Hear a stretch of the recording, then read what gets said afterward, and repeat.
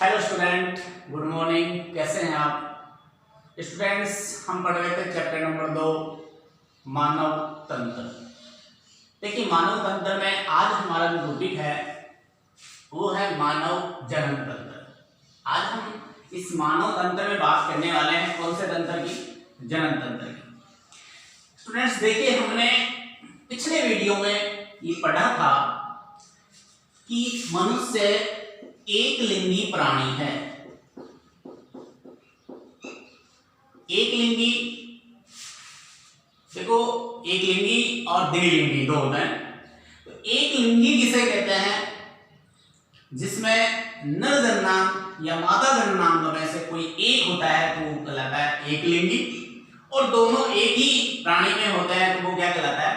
द्विलिंगी कहलाता है। तो मनुष्य कैसा है? एक लिंगी प्राणी है, नर या मादा। नेक्स्ट इसमें पढ़ा था हमने कि मनुष्य में लैंगिक द्विरूपता पाई जाती है। क्या होती है लैंगिक द्विरूपता? देखो, नर और मादा दोनों को अलग अलग पहचाना जा सकता है।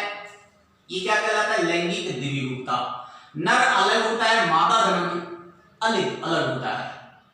नर जनन अलग होता है और मादा जनन अलग होता है। ठीक है, तो हम यहां बात करने वाले हैं इस लैंगिक द्विरूपता के आधार पर। मानव में दो प्रकार का जनन तंत्र होता है। नर में नर जनन तंत्र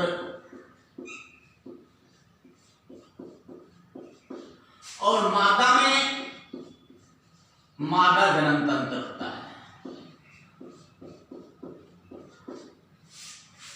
सबसे पहले अपन बात करने वाले हैं यहाँ पे नर जनन तंत्र की। लेकिन उससे पहले मैं आपको कुछ बताऊंगा कि मनुष्य में जो जनन होता है वो होता है लैंगिक जनन। कौन सा जनन होता है? हमने पिछले वीडियो में भी देखा कि मानव में लैंगिक जनन होता है। लैंगिक जनन में दो प्राणी भाग लेते हैं, जिसमें युग्मक निर्माण होता है। हमने कल देखा था कि एक नर युग्मक और दूसरा मादा युग्मक। नर युग्मक किसको कहते हैं? शुक्राणु को। नर युग्मक होता है शुक्राणु और मादा युग्मक होता है अंडाणु। और शुक्राणु और अंडाणु के परस्पर संलयन को क्या कहते हैं? निषेचन।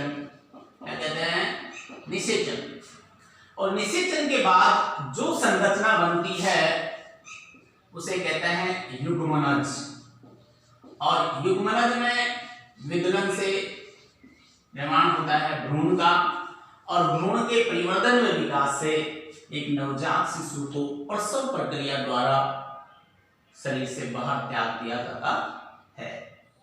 तो ये तो मानव में लैंगिक जनन की प्रक्रिया थी। अब अपन यहां बात करने वाले हैं किसके बारे में? जनन तंत्र के बारे में। सबसे पहले अपन पढ़ेंगे यहाँ पे नर जनन तंत्र। क्या पढ़ेंगे? नर जनन तंत्र। तो सबसे पहले अपन बात करते हैं नर जनन तंत्र।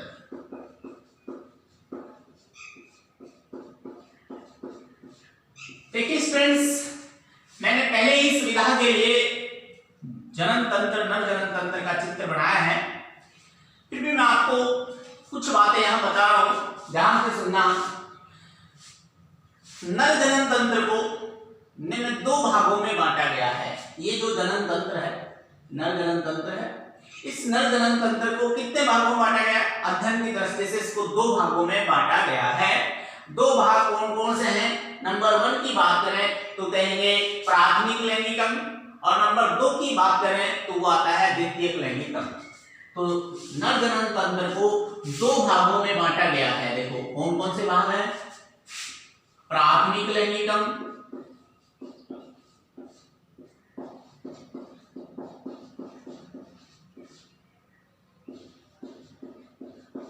और दूसरा कौन सा होता है? द्वितीयक लैंगिक अंग।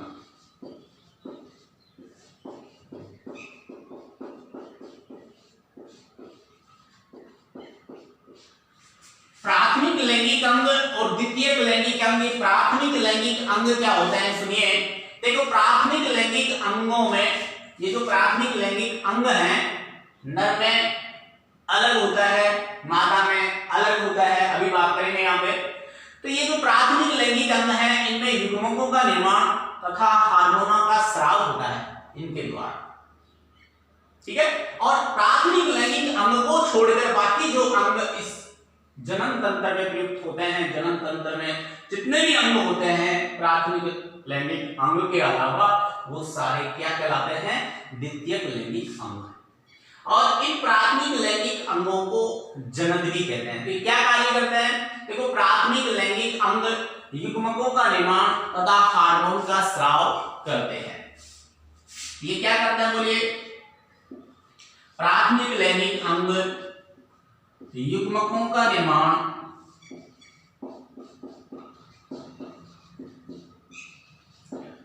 और हार्मोन का स्राव करता है।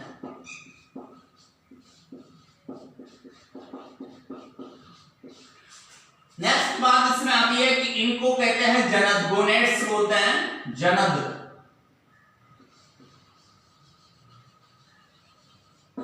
जनद कहते हैं इनको, क्या कहा जाता है इसको, जनद। प्राथमिक लैंगिक अंग को कहा जाता है जनद। और प्राथमिक लैंगिक अंग जो होता है नर में वो क्या होता है, वृषण। जब अपन मादा की बात करेंगे, मादा जनन तंत्र पढ़ेंगे तो मादा जनन तंत्र में आता है अंडाशय, टेस्टिस, ठीक है। ये तो था प्राथमिक लैंगिक अंग किसे कहते हैं, देखो फिर से सुनना। प्राथमिक लैंगिक अंग युग्मकों का निर्माण करते हैं तथा हार्मोन का स्राव भी करते हैं, इन्हें जनद कहते हैं। और प्राथमिक लैंगिक अंग कौन सा है, वृषण। अब बात करते हैं अपन द्वितीयक लैंगिक अंग की। देखो प्राथमिक लैंगिक अंगों के अलावा जो भी अंग जनन तंत्र में कार्य करता है उसे क्या कहते हैं, द्वितीयक लैंगिक अंग। तो अपन यहां क्या लिखेंगे कि प्राथमिक लैंगिक अंग के अलावा या अंगों के अलावा जनन तंत्र में प्रयुक्त सभी अंग या कार्य करने वाले जनन तंत्र में कार्य करने वाले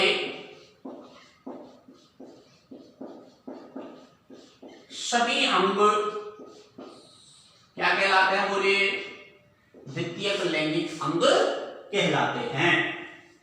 द्वितीयक लैंगिक अंग क्या होता है कि प्राथमिक लैंगिक अंग यानी वर्षण के अलावा इसमें जितने भी अंग जो हैं वो सारे क्या कहलाएंगे, द्वितीयक लैंगिक अंग कहलाते हैं।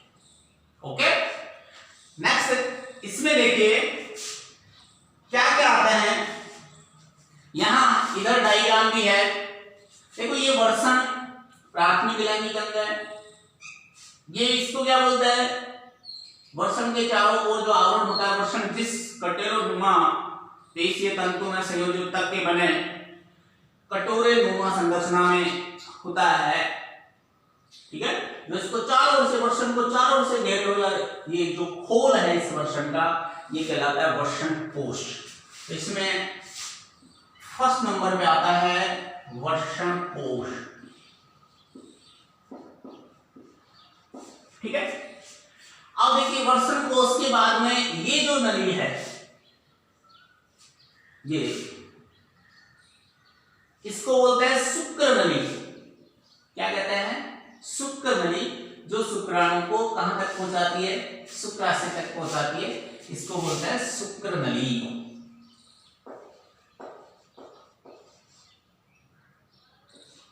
ये मूत्र नली होती है या मूत्र मार्ग कहते हैं, इधर भी लिखा है मैंने। तो ये होती है शुक्र नली। तो सब इसके बाद में अपन पढ़ेंगे वर्षण कोश। देखो इन वर्षण के अलावा बाकी जितने भी बच गए, जैसे प्रोस्टेट होती है, शुक्राशय है, शुक्र नली है, मूत्र मार्ग है, शिश्न है, ठीक है ना। ये सारे किसमें आता है, द्वितीयक लैंगिक अंग में आते हैं। तो वर्षण कोश हो गया। नेक्स्ट बात करता हूं, इसको कहते हैं शुक्र नली या शुक्र वाहिनी।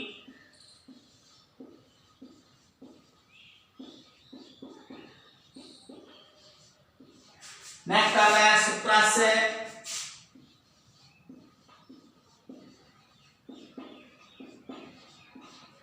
वर्षण कोश, शुक्र वाहिनी, ये होती है शुक्र वाहिनी।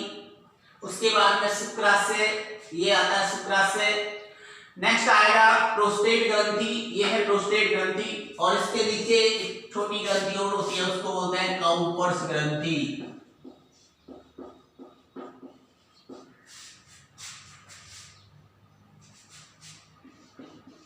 प्रोस्टेट ग्रंथि,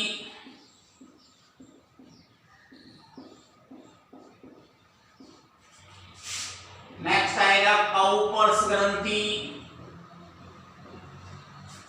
प्रोस्टेट ग्रंथि, काउपर्स ग्रंथि और मूत्रमार्ग और सिसम। ये बच गए मूत्रमार्ग और सिसम। नेक्स्ट बात करेंगे एफ पर मूत्रमार्ग और लास्ट सिसम।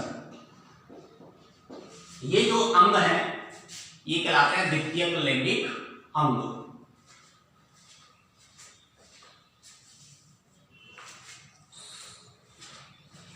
देखिए ये जो अंग है ये कहलाते हैं द्वितीयक लैंगिक अंग। देखिए फ्रेंड्स, फिर से एक बार मैं बताता हूं, प्राथमिक लैंगिक अंग यहाँ है वर्षण और द्वितीयक लैंगिक अंग होता है वर्षण कोश। ये देखो ये जो संरचना है ये कहलाता है वर्षण कोश।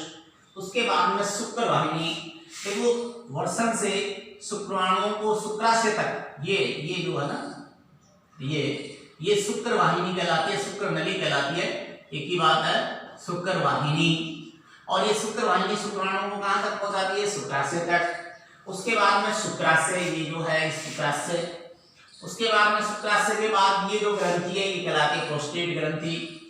प्रोस्टेट ग्रंथि के नीचे काउपर्स ग्रंथि होती है। देखो ये काउपर्स ग्रंथि वैसे आपके 10th क्लास सिलेबस में नहीं है, लेकिन फिर भी कोई दिक्कत नहीं है क्योंकि नर जनन तंत्र में दो ग्रंथियां होती है, प्रोस्टेट ग्रंथि और काउपर्स ग्रंथि, तो हम दोनों पढ़ेंगे यहाँ पे।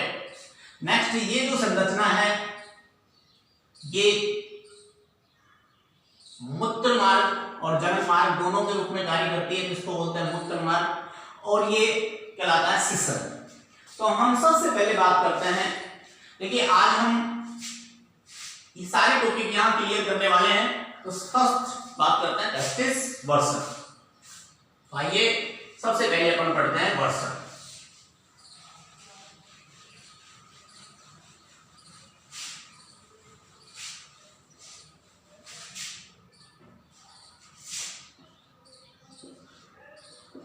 प्राथमिक लैंगिक अंग। देखिए प्राथमिक लैंगिक अंग कौन सा है? बोलिए वर्षण होता है, टेस्टिस जिसको कहते हैं। सुनिए, देखिए वर्षण क्या होता है, वर्षण कहते किसे है? यह है मुख्य नर जनन अंग होता है। वर्षण मुख्य नर जनन अंग होता है, ठीक है। वर्षण मुख्य नर जनन अंग होता है। नर में एक जोड़ी वर्षण, कितने होता है वर्षण? 2 होते हैं। एक जोड़ी वर्षण हल्के गुलाबी रंग के होते हैं। कैसे रंग के होते हैं? हल्के गुलाबी रंग के, उदर के निचले हिस्से में वर्षण कोश में स्थित होता है, ठीक है। देखो मुख्य नर जनन अंग क्या कहलाता है? वर्षण। कितने होते हैं ये?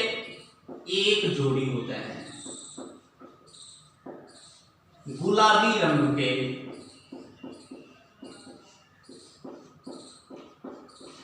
और उदर गुहा के निचले भाग में किसमें होते हैं ये? वर्षण कोश में, वर्षण कोश में स्थित होते हैं।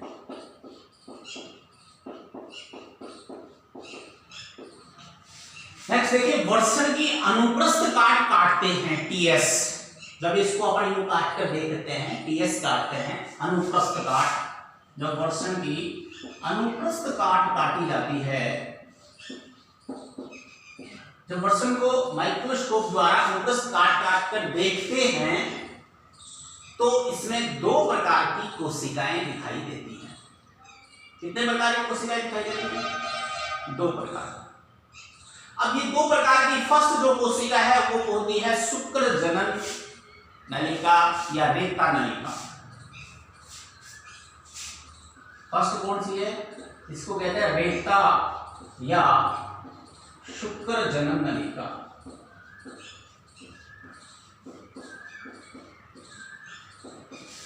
देखिए, एक बार मैं आपको स्ट्रक्चर बता देता हूं इसकी, वर्षण की। ये जो वर्षण होता है, इस वर्षण में लगभग 250 पालियां होती हैं। कितनी पाली होती हैं? 250 पाली। और प्रत्येक पाली में देखो, इस प्रत्येक पाली में 1 से 3 शुक्र नलिकाएं होती हैं। कितनी नलिकाएं होती हैं? 1 से 3 शुक्र नलिकाएं पाई जाती हैं। फिर से सुनना कि वर्षण के टीएस में जब अपन अध्ययन करते हैं तो दो कोशिकाएं दिखाई देती हैं।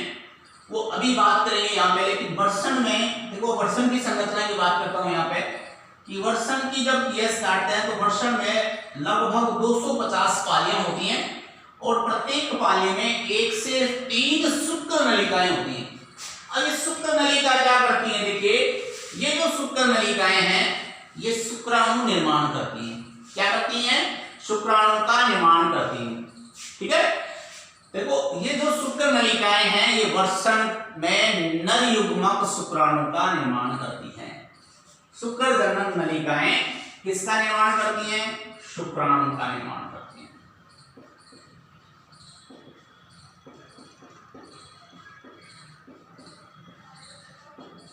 शुक्राणु का निर्माण कौन करता है? ये याद रखना, वर्षण में शुक्राणु का निर्माण होता है और किनके द्वारा होता है? शुक्र जनन नलिका शुक्राणु का निर्माण करती हैं। और इन नलिकाओं के चारों ओर, ये याद रखना, इन नलिकाओं के चारों ओर अंतराली कोशिका, कौन सी कोशिका? अंतराली। इस अंतराली कोशिका को लेडिंग कोशिका भी कहते हैं। इन नलिकाओं के चारों ओर या शुक्र जनन कोशिकाओं के चारों ओर, शुक्र जनन कोशिका द्वारा किसका निर्माण होता है? शुक्राणु का निर्माण होता है। तो शुक्र जनन कोशिका के चारों ओर अंतराली कोशिकाएं या लेडिंग कोशिकाएं होती हैं जो नर हार्मोन टेस्टोस्टेरोन का स्राव करती हैं, जो हमने कल भी पढ़ा था। नर हार्मोन कौन सा होता है? टेस्टोस्टेरोन। टेस्टोस्टेरोन किसका स्राव करती है? नर हार्मोन का। और ये नर हार्मोन मानव में द्वितीयक लैंगिक लक्षण उत्पन्न करता है। हमने कल द्वितीयक लैंगिक लक्षण पढ़े थे, नर में द्वितीयक लैंगिक लक्षण और मादा में द्वितीयक लैंगिक लक्षण। नर में द्वितीयक लैंगिक लक्षणों के लिए उत्तरदायी कौन होता है? हार्मोन होता है टेस्टोस्टेरोन। ठीक है, लिंग हार्मोन कौन सा है? नर में लिंग हार्मोन टेस्टोस्टेरोन। और हमने कल पढ़ा था कि मादा में लिंग हार्मोन कौन कौन से हैं? हमने दो पढ़े थे, एस्ट्रोजन और प्रोजेस्टेरोन। देखिए फिर से एक बार कि वर्षण मुख्य नरजनन अंग है। मनुष्य में या नर में एक जोड़ी वर्षण गुलाबी रंग के उदर गुहा के निचले भाग में वर्षण कोश में स्थित होते हैं। और जब वर्षण की अनुप्रस्थ काट काटता है तो इसमें दो नलिकाएं, दो प्रकार की कोशिकाएं दिखाई देती हैं, जिसको शुक्र जनन नलिका या शुक्र कोशिका, और दूसरी जो होती है वो होती है सर्तोली कोशिका। दूसरी कौन सी है? मैं यही बात करता हूं। सर्टोली कोशिका, वर्षण में दो प्रकार की कोशिकाएं होती हैं।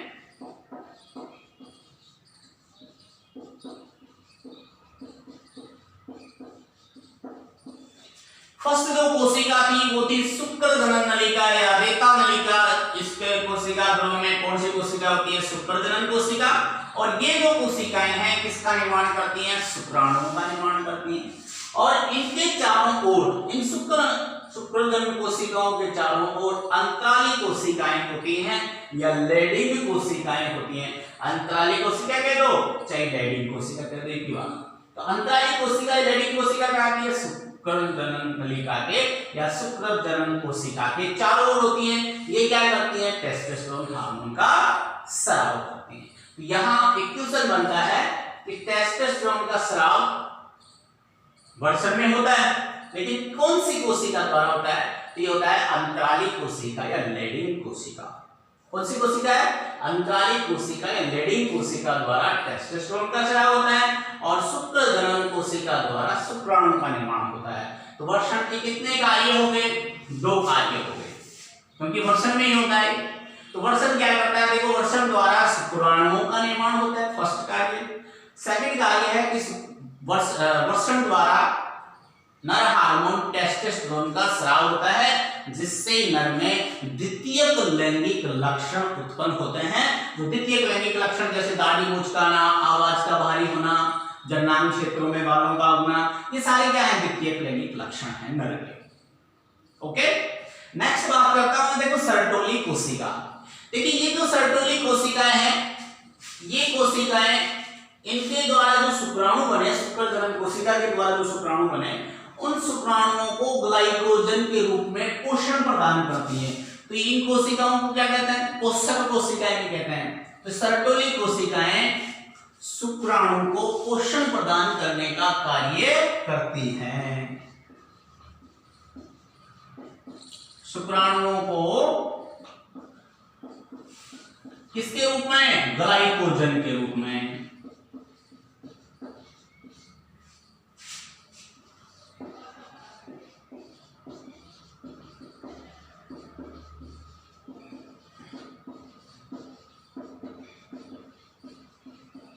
ठीक है, तो देखिए, शुक्र जो सर्टोली कोशिकाएं हैं वो शुक्राणुओं को ग्लाइकोजन के रूप में पोषण प्रदान करती हैं और अंतराली कोशिकाओं के द्वारा टेस्टोस्टेरोन का स्राव होता है। शुक्र जनन नलिका के दो आप यहाँ पे शुक्र जनन कोशिका द्वारा किसका निर्माण होता है? शुक्राणु का निर्माण होता है।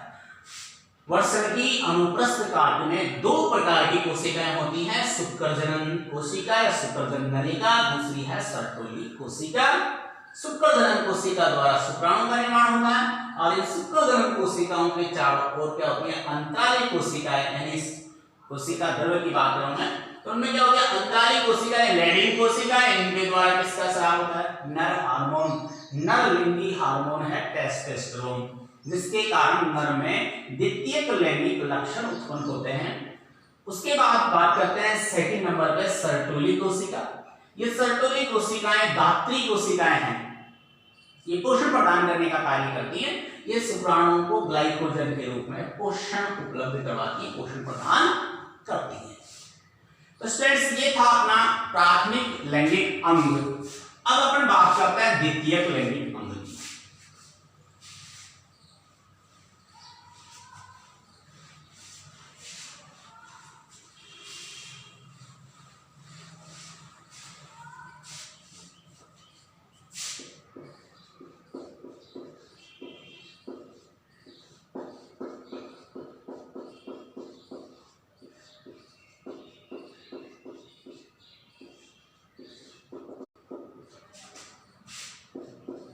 सेकंड है द्वितीयक लैंगिक अंग।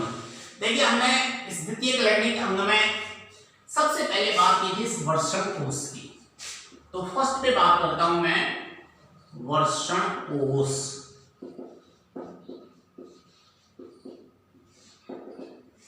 वर्षण कोश, देखो, वर्षण कोश जो है वो वर्षण को स्थिर रखते हैं। क्या करते हैं? वर्षण कोश वर्षण को स्थिर रखते हैं तथा शुक्राणु निर्माण के लिए अनुकूल तापमान प्रदान करते हैं। ये बड़ा इंपॉर्टेंट बात है यहाँ पे कि एक बात तो ये है कि ये क्या करते हैं, वर्षण कोश शुक्राणु को स्थिर रखते हैं। दूसरी बात ये है, इनका महत्वपूर्ण जो कार्य ये है वर्षण कोश का, ये शुक्राणु निर्माण के लिए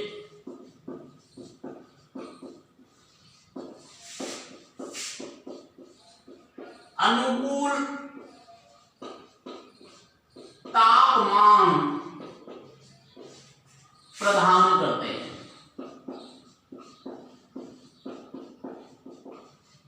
देखिए ये जो वर्षण है उदर गुहा के बाहर स्थित होते हैं, उदर गुहा के बाहर होते हैं। इन बाहर होने का कारण यह है कि हमारा शरीर का टेम्परेचर शुक्राणु निर्माण के लिए प्रतिकूल होता है और ये होते हैं उदर गुहा के बाहर। इनका टेम्परेचर जो है, वर्षण कोश का टेम्परेचर वो शरीर के सभी अंगों से कम होता है। शरीर के टेम्परेचर से क्या होता है, कम होता है। कितना कम होता है, 2 से 2.5 डिग्री सेल्सियस टेम्परेचर कम होता है। और ये जो टेम्परेचर है, कम टेम्परेचर, वो शुक्राणु निर्माण के अनुकूल होता है। इस टेम्परेचर पर ही शुक्राणु का निर्माण होता है। इसलिए वर्षण कहाँ होता है, वर्षण कोश में उदर गुहा के बाहर स्थित होते हैं। उदर गुहा के अंदर भी होते हैं वर्षण उदर गुहा के बाहर स्थित होते हैं। किसमें स्थित होते हैं, वर्षण कोश में। ठीक है, ये तंतुमय संयोजी ऊतकों का बना एक थैलेनुमा संरचना होती है जिसमें वर्षण स्थिर रहते हैं। और ये वर्षण कोश है, ये वर्षण को शुक्राणु निर्माण के लिए अनुकूल तापमान प्रदान करता है। ओके, इसके बाद में हमने नेक्स्ट पढ़ी थी, देखो ये जो था वर्षण कोश, उसके बाद में शुक्र वाहिनी की बात करता हूं। सेकंड नंबर पे आती है शुक्र वाहिनी। ये जो नलिकाकार संरचना है इसको अपन क्या कहेंगे यहाँ पे, शुक्र वाहिनी। देखो शुक्र वाहिनी अपनी ओर के वर्षण से, शुक्र वाहिनी अपनी ओर के वर्षण से शुक्राशय में जाकर खुलती है। कहां जाकर खुलती है, शुक्राशय में। देखो वर्षण कितने होते हैं, 1 जोड़ी, और प्रत्येक वर्षण से लगभग 45 सेंटीमीटर, कितनी सेंटीमीटर, 45 सेंटीमीटर लंबी नलिकाकार संरचना होती है। और ये प्रत्येक वर्षण से निकल करके, देखो इधर से जाकर के ये प्रत्येक वर्षण से निकल करके किस में जाके खुलती है, शुक्राशय में जाके खुलती है। ठीक है, और ये वर्षण से शुक्राणुओं को कहां तक पहुंचाती है, इनका काम क्या है, वर्षण में किसका निर्माण होता है, शुक्राणु का। और ये वर्षण से शुक्राणुओं को शुक्राशय तक पहुंचाने का काम करती हैं। ठीक है, और ये एक बात और ध्यान रखना इसमें कि ये जो शुक्र वाहिनी है वो मूत्र नलिका के साथ एक संयुक्त नलिका बनाती है। मूत्र नलिका के साथ एक संयुक्त नलिका आई होगी, ये मूत्र नलिका है। देखो ये देखिए, ये है मूत्र नलिका, ये है मूत्र नलिका। ठीक है, और ये इसके साथ मिल करके क्या बनाती है, संयुक्त नलिका बनाती है। यहां पे देखो मूत्र वाहिनी या सॉरी शुक्र वाहिनी मूत्र नलिका के साथ मिलकर के, इसके साथ मिलकर के शुक्र वाहिनी मूत्र नलिका के साथ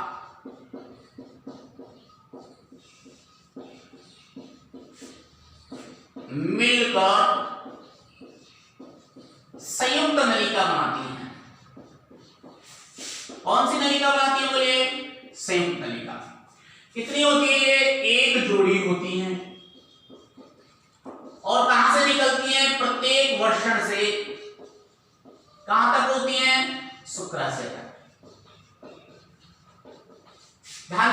बात को, बड़ा इंपोर्टेंट टॉपिक है ये।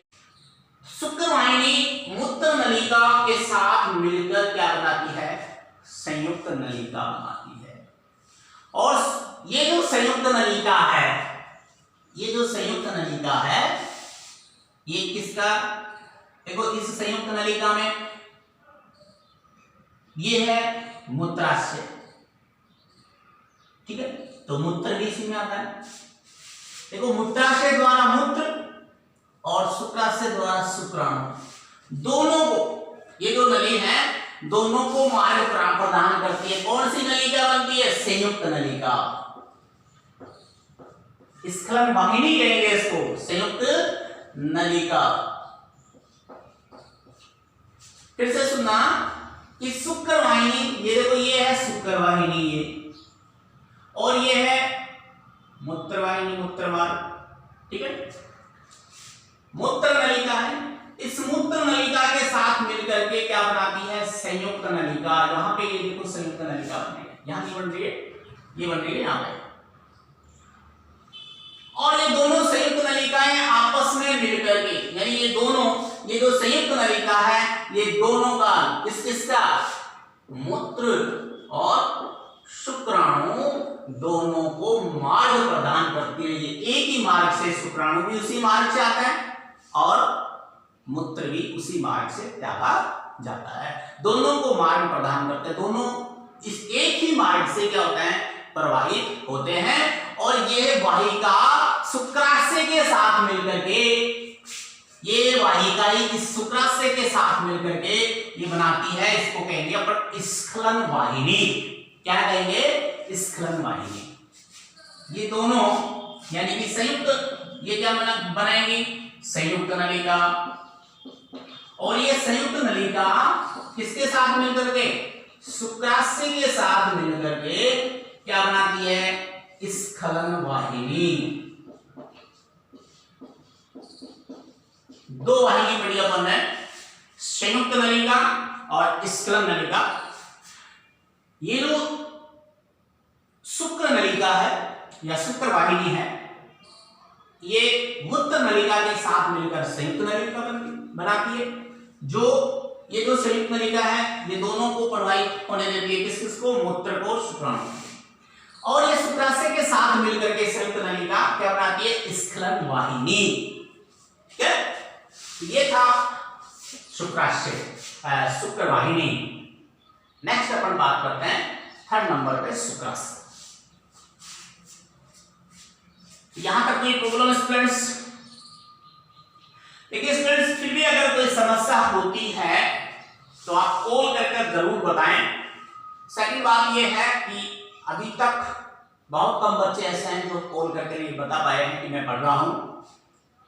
तो आप सभी बच्चे जो भी इस वीडियो को देखता है, जो भी वीडियो देखता है, तो वो कॉल करके जरूर बताए मेरे को, जिससे हमें ये पता चल सके कि आपने पढ़ा है या नहीं पढ़ा, कितना समझ में आ रहा है और क्या समस्याएं हैं, क्या कमियां हैं।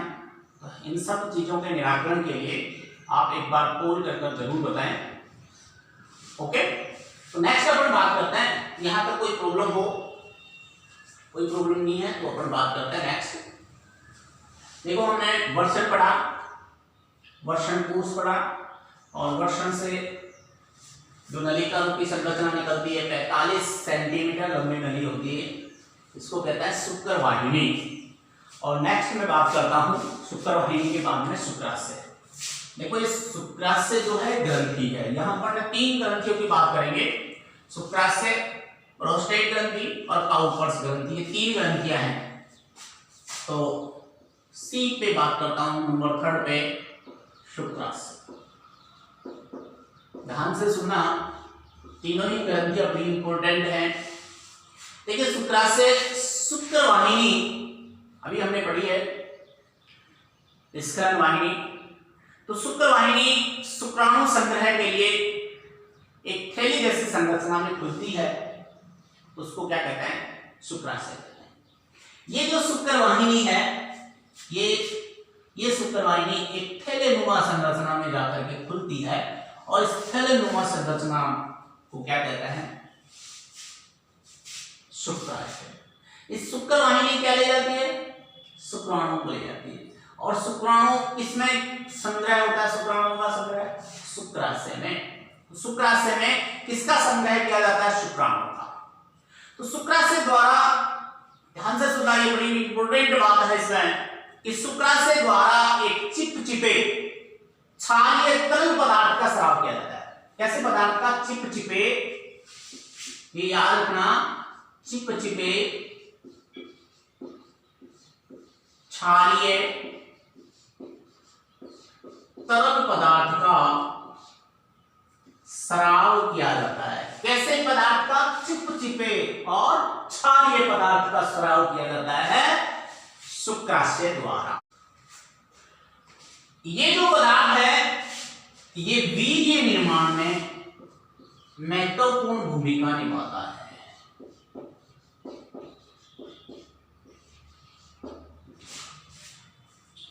शुक्राशय द्वारा क्षारीय चिपचिपे तरल पदार्थ का स्राव किया जाता है जो वीर्य निर्माण में मदद करता है, तथा यह तरल पदार्थ शुक्राणु को गति, ये जो तरल पदार्थ है ये शुक्राणु को गति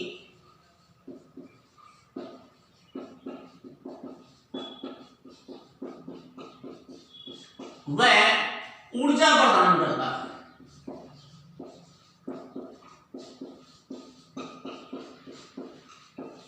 फिर देखिए शुक्राशय, देखो शुक्र वाहिनी एक थैले समान संरचना में खुलती है, यानी शुक्राणु को ले जाकर के किस में संग्रह करती है? शुक्राशय। एक थैले समान संरचना में जाकर खुलती है, जिसको क्या कहते हैं? शुक्राशय कहते हैं। और शुक्राशय द्वारा, शुक्राशय एक ग्रंथि के समान कार्य करती है। इस शुक्राशय द्वारा चिपचिपे तरल पदार्थ का, कैसे पदार्थ का? चिपचिपे क्षारीय तरल पदार्थ का स्राव किया जाता है जो वीर्य निर्माण में मदद करता है। सीमेंट निर्माण में मदद करता है। और ये जो इसका जो तरल जो स्राव जो होता है वो शुक्राणु को गति और ऊर्जा प्रदान करने का, यहीं पे आकर के, पहले गतिशील नहीं होता है, ठीक है। तो यहां शुक्राणु से शुक्राशय से ये शुक्राणु दो चीजों का अर्जन करते हैं। एक तो शक्ति, कार्य करने की क्षमता, और एक गति, यानी कि ऊर्जा और गति दोनों कहां प्रदान करते हैं? कहां से ग्रहण करते हैं? शुक्राशय से लेते हैं। यहां केवल शुक्राणु का निर्माण होता है वृषण में, और शुक्राणु का निर्माण होता है तो शुक्र नलिका द्वारा ये शुक्राणु कहां पर संचित कर दिए जाते हैं? पहुंचा दिए जाते हैं शुक्राशय में। और शुक्राशय में पहुंचने के बाद में ही ये गतिशील होते हैं, गति और ऊर्जा प्रदान करते हैं। ओके, नेक्स्ट अपन बात करता हूं प्रोस्टेट ग्रंथि की। कौन सी ग्रंथि आती है? प्रोस्टेट ग्रंथि।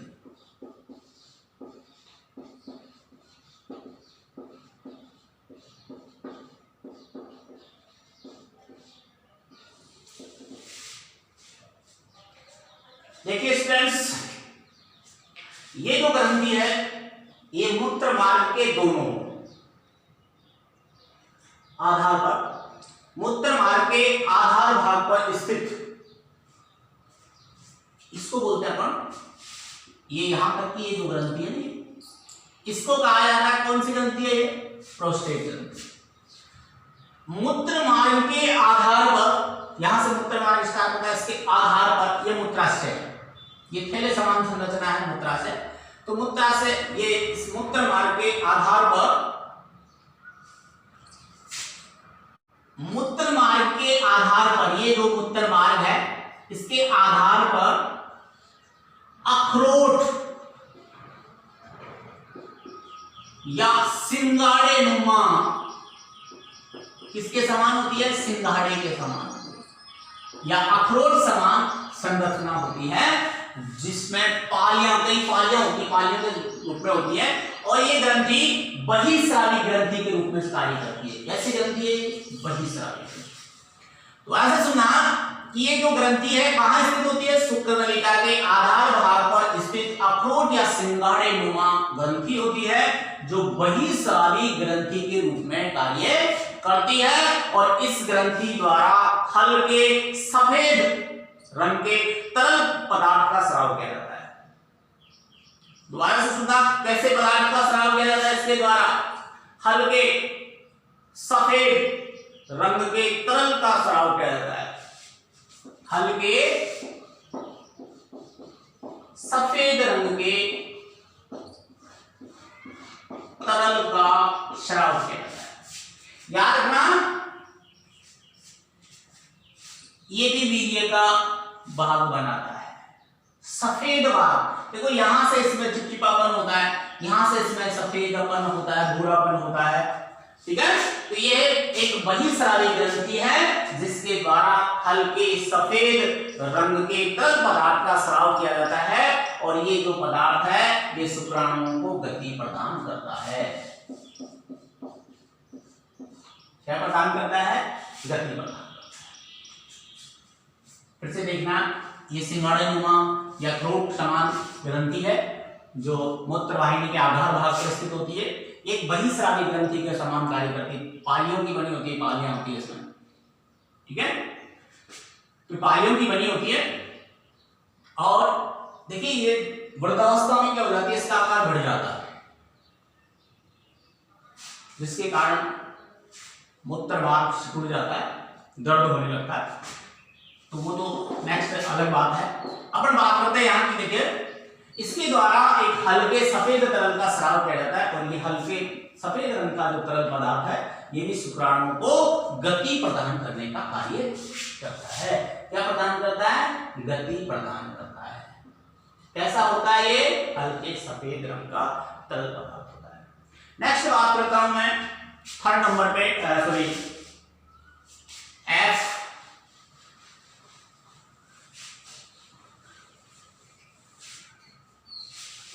काउपर्स ग्रंथि।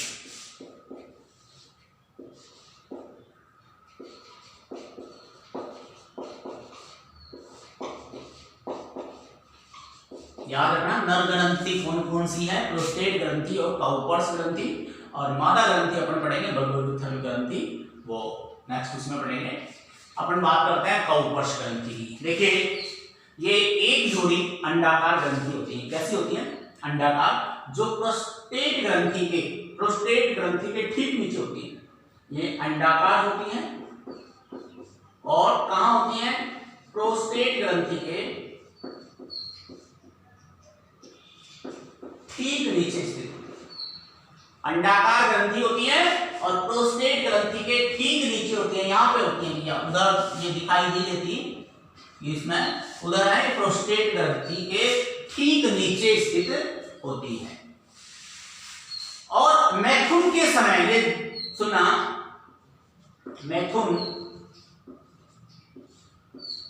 मैथुन के समय इन ग्रंथियों द्वारा एक गाढ़ा, चिपचिपा तथा क्षारीय पारदर्शी तरल पदार्थ का स्राव किया जाता है।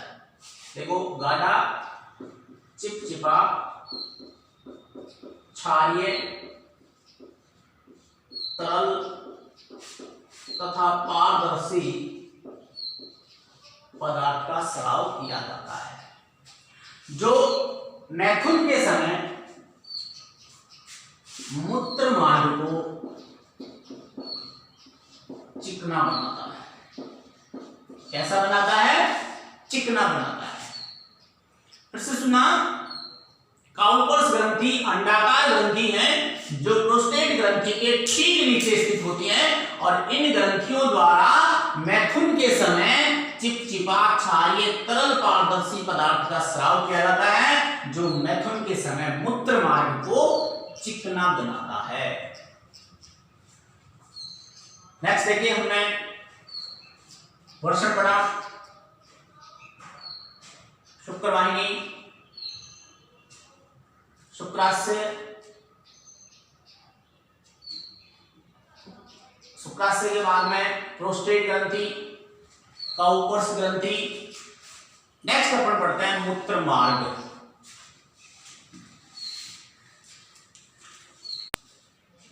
नेक्स्ट आता है मूत्र मार्ग।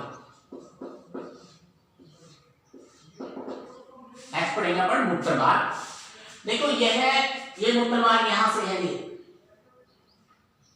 यह एक पेशीय नलिका है जो शुक्राशय से, यहां से देखो, यहां से ये शुक्राशय से निकल कर यहां आने के बाद में स्खलन वाहिनी बनती है और फिर यहां तक पहुंचती है। यह पेशीय नलिका है जो शुक्राशय से निकलकर स्खलन वाहिनी से मिलकर मूत्र जनन नलिका बनाती है।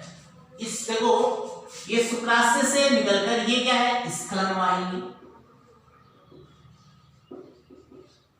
और स्खलन वाहिनी ये दोनों, इसमें मूत्र, ये मूत्राशय द्वारा मूत्र और शुक्राशय द्वारा शुक्राणु, तो यहां ये इन दोनों से मिलकर के ये क्या बनाती है, मूत्र जनन मार्ग, यानी कि नर में मूत्र मार्ग और जनन मार्ग एक ही होता है। इसी के द्वारा मूत्र का भी और शुक्राणु का भी स्राव इसी के द्वारा होता है। ठीक है, एक ही तंत्र होता है, सॉरी एक ही मार्ग होता है, मूत्र मार्ग और जनन मार्ग। ठीक है, नेक्स्ट बात करता हूं मैं। देखो ये क्या करती है, ये दोनों एक ही हो, तो ये मूत्र को और शुक्राणुओं को बाहर निकालते हैं इसी एक ही मार्ग से, शुक्राणु, और क्योंकि ये मूत्र जनन मार्ग होता है, मूत्र जनन मार्ग से मूत्र भी इसी से उत्सर्जित होता है बाहर और शुक्राणु भी इसी से बाहर निकलते हैं। और यह नलिका कहां तक फैली होती है, यह नलिका सिसन से गुजरकर मूत्र जनन छिद्र द्वारा बाहर खुलती है। ये सिसन से निकलकर और ये हो गया मूत्र जनन छिद्र द्वारा बाहर खुलती है। ठीक है, फिर से देखिए, ये पेशीय नलिका होती है, क्या होती है, पेशीय नलिका, जो शुक्राशय से निकलकर, कहां से निकलती है, शुक्राशय से निकलकर स्खलन वाहिनी से मिलकर के क्या बनाती है, मूत्र जनन मार्ग बनाती है। और इस मूत्र जनन मार्ग से मूत्र और शुक्राणु दोनों निकलते हैं और ये यहां से कहां तक फैली होती है, इस सिसन से गुजरकर और मूत्र जनन छिद्र द्वारा बाहर होती है। ओके, लास्ट बात करते हैं अपन सिसन। ठीक है, लास्ट है सिसन। इसकी बात कर रहे हैं अपन सिसन की, ध्यान से सुनना। यह एक बेलनाकार अंग है। कैसा है, बेलनाकार।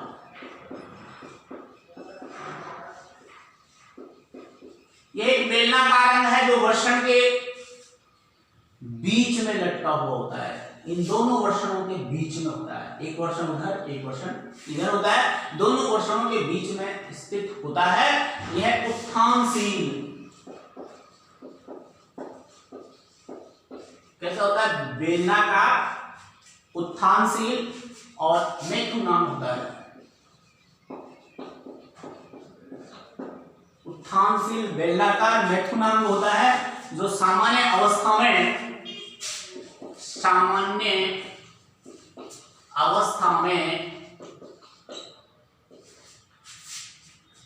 शिथिल रहता है तथा मूत्र त्यागने का कार्य करता है।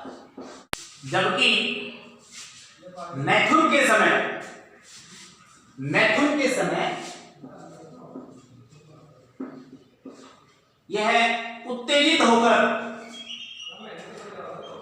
मैथुन की अवस्था में यह उत्तेजित होकर वीर्य को मादा जनन अंग तक पहुंचाता है।